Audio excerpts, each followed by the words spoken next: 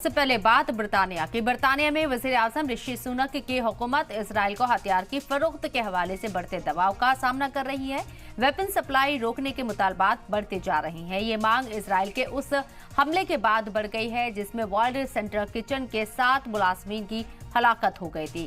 हलाक होने वालों में 3 बरतानिया के शहरी भी शामिल थे जो गाजा में इमदाद पहुंचाने में मसरूफ थे।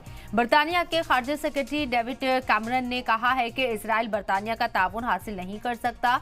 वहीं इसराइल को आर्म सप्लाई करने के जवाब पर कैमरन ने खामोशी अख्तियार कर ली।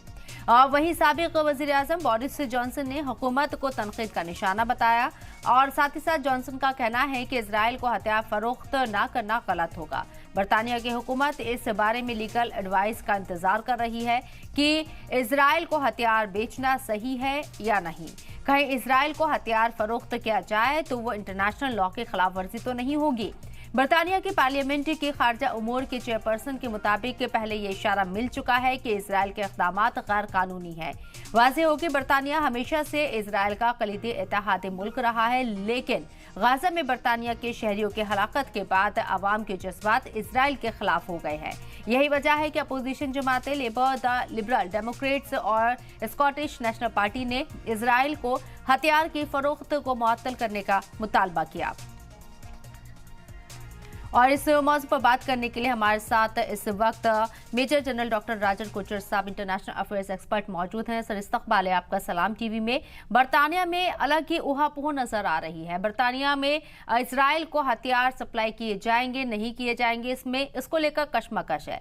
आपको क्या लगता है, जो लीगल एडवाइजरी की बात की जा रही है, सलाह मशवरे की बात की जा रही है, बरतानिया उस पर वाकई में संजीदगी से गौर करने जा रहा है? देखिए, ये जो 6 महीने हो चुके हैं अभी इस लड़ाई को, और आपकी जानकारी के लिए कनाडा, नेदरलैंड्स, स्पेन, जापान और बेल्जियम ने इजराइल को जितने भी वो लोग अपना हथियार सप्लाई करते थे वो बंद कर दिए। तो ये 5 देश तो ऑलरेडी एक इंडिकेशन दे चुके हैं और कार्रवाई कर चुके हैं। बट प्रॉब्लम ये है कि अगर हम ब्रिटानिया की बात करें तो ब्रिटानिया की जनरली पॉलिसी जो भी यूनाइटेड स्टेट्स डिसाइड करता है उसी तरीके से बनती है।